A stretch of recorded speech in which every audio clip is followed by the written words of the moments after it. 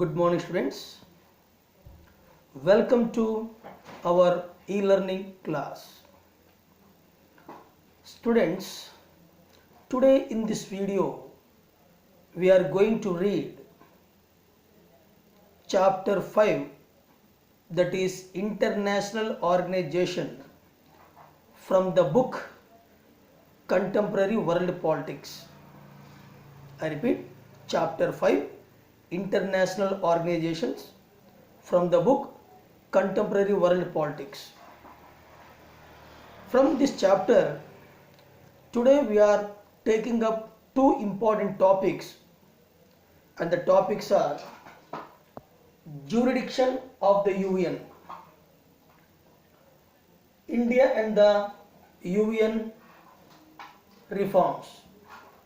So these two topics we are going to cover. So both the topics are very important. Some objective questions are also there. So appeal to my students to watch this video carefully and listen to the lecture given by me. Okay students, so let's start. 5. Our first topic is jurisdiction of the UN. First of all, you should know what is the meaning of the word jurisdiction. Here jurisdiction means the limit, the area, the field under the control of the UN. And what are the limits of the UN? What are the fields on which UN can make laws, can interfere, can control, can object? So jurisdiction means what? The limits of UN. What works are there in the hands of UN and what works are beyond the control of UN. That also comes under what? Jurisdiction of UN. So students, among all the question of membership, the question of membership is a serious one. Under the jurisdiction of UN, the question of membership is the most serious one.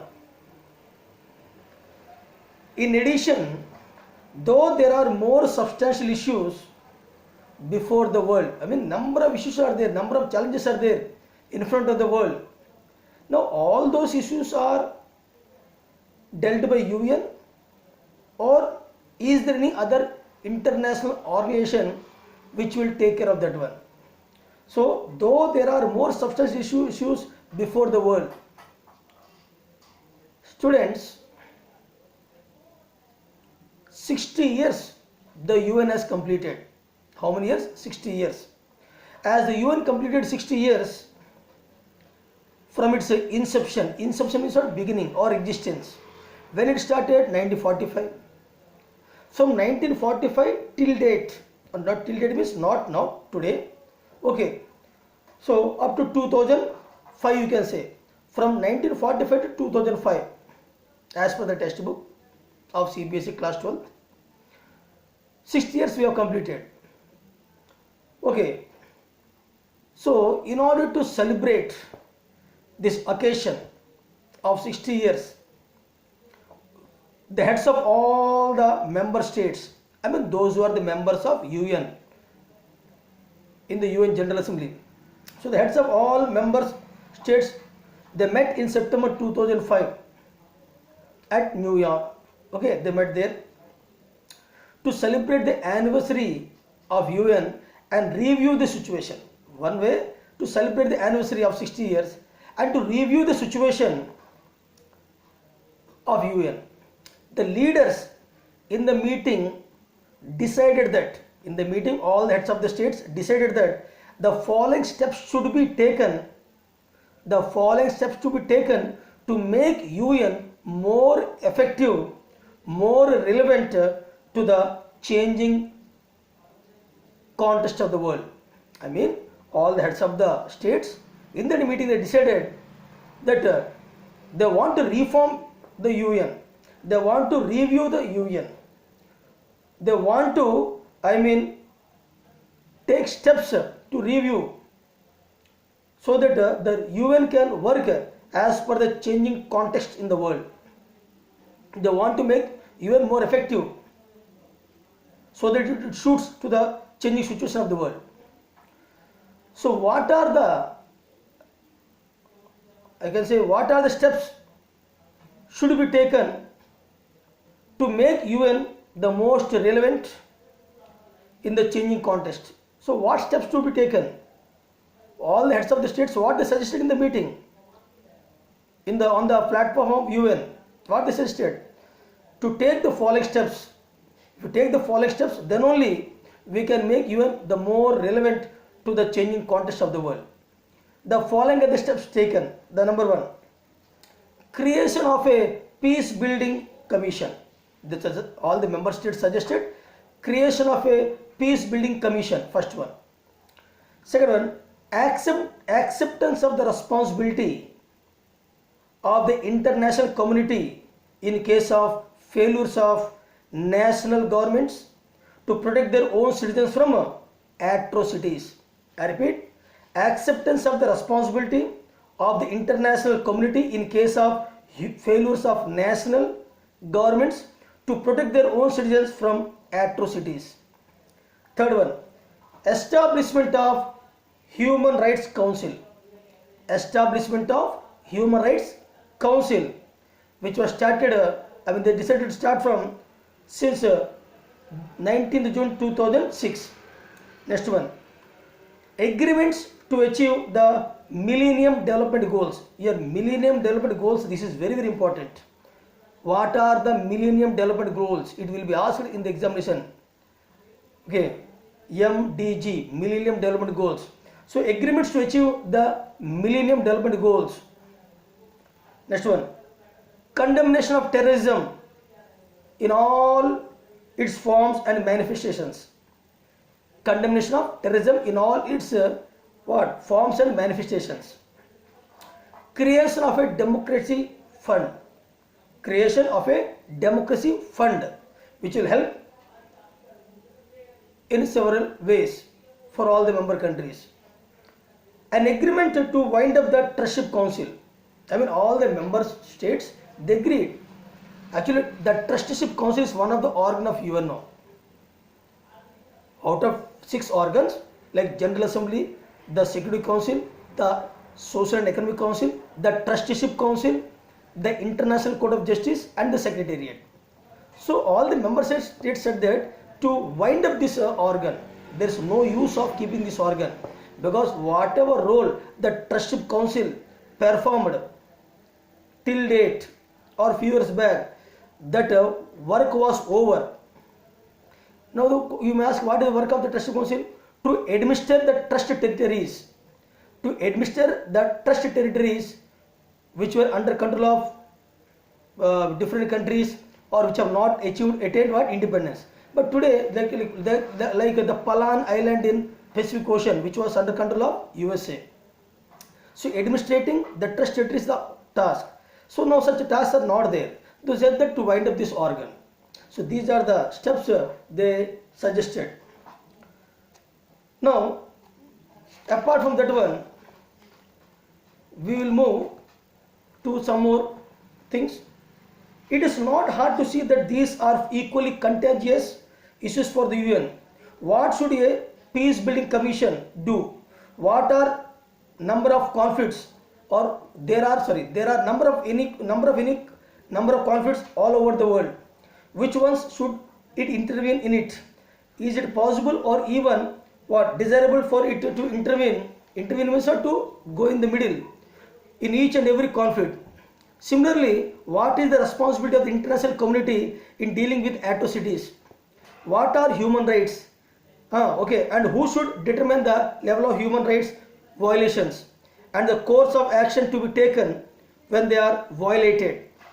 Given that so many countries are still part of developing world, how realistic is it for the UN to achieve an ambitious set of goals such as those listed in the Millennium Development Goals. So these are the Millennium Development Goals. Can there be agreement on a definition of terrorism? How shall the UN use funds to promote democracy? And so on. So these are the questions arranged when the steps were suggested. So these are the questions arranged, and these questions are discussed in the meeting of General Assembly. Okay. Now we are moving to the another topic, that is what? India and the UN reforms. India and the UN reforms. So what role played by India on the international platform of UNO, or the role played by India in UNO, you can say like this, or assess the role of India in UNO, or assess the role of India in preserving the world peace. So all are nearly similar. So India and the UN. India was the founder member of UNO. When the UNO was formed in 1945 at San Francisco, at the time I said that 51 members were there who signed the charter. So India was also there. You may ask, at that time India did not got independence, how India became the member? We'll tell that one later on. So India supported the restructuring. India supported the restructuring of the UN on several grounds. India suggested that these are the areas to be restructured in the UN to become more effective and more relevant to the changing context. It believes that India always believed that a strengthened and revitalized UN is desirable in the changing world. A strengthened and revitalized UN is necessary for the changing world. India also supports an enhanced role for the UN in promoting development and cooperation among states. India always supported the UNO in promoting development and cooperation among all the states in the world. India believes that the development should be central. The development should be central to the UN's agenda. The development goal should be the central goal of UN agenda, as it is a vital precondition for the maintenance of international peace and security. One of the major concerns have been the composition of the Security Council. India also raised the voice against the composition of Security Council. India supported to increase the membership of Security Council, to reform the Security Council, to increase the number of permanent members, to increase the number of non-permanent members. So one of the major concerns of India has been the composition of the Security Council, which has remained largely static since long back. It was formed, and in the middle it was some changes were made, and from then till 2005 it was remained static without any change. While the UN General Assembly goes on increasing the membership. In the beginning 51 members, but latest 193 members. That means every year or every 5 years the membership has been increased. But it was not the case with the Security Council. So the Security Council member was, in the beginning it was made, in the middle it was made a small minor change, then from that till date 2005 it was not at all modified. So India's major concern is what about the composition of Security Council. Okay, next one. India considers that this has been harmed the representative character. Not changing the membership of Security Council, it harmed the representative character of the Security Council. It also argues that an expanded council, if we expand the Security Council, then what will happen? More representation will be there from all the countries, and will get a greater support in the world community. Suppose if we expand the composition of Security Council, suppose if we expand the membership of Security Council, then what will happen? More members will be joined there, and more cooperation will be there. So when more cooperation will be there, we can tackle more issues, and it will be better for the world community. Actually, I told you once the Security Council was, some minor changes were made once. After the formation of UN, a minor changes made. That was in 1965. Remember, students, very very important. We should keep in mind that The membership of the UN Security Council was expanded from 11 to 15 in the year 2000, in the year 1965. Earlier it was 11, increased to 15. However, the permanent members are remained the same, and 5 means 5. That means they made changes in the non-permanent membership. However, the permanent membership remained same. So the minor changes made in 1965. From 1965 till 2005, there is no change. Security Council remained static. So India suggested to increase the permanent membership and the non-permanent membership also in the Security Council. Actually, India wants a permanent seat in the Security Council. Already India experienced as the non-permanent member in the year 1991-92. Now India wants, or it demands, that it wants to be the member of Permanent Council, or I can say it wants to be the permanent member of the Security Council. Okay. Now, since then the size of council has been remained stationary. No change from 1965. The fact remains that the overwhelming majority of the UN General Assembly members are now developing countries. Almost all maximum members of UN are developing countries. Therefore, India argues that they should also have a role in the shaping the decisions in the Security Council which affect them. Now, India supports an increase in the number of both permanent and non-permanent members that I already shared you. Now, apart from that one, here India supports an increase in the number of non-permanent members, permanent members. Now, India itself also wishes to be a permanent member in the restructured UN. It wants to be permanent member. Now, India asking to be a permanent member. On what basis? India is demanding to give the permanent membership. Students, very, very important. See, India's population is more.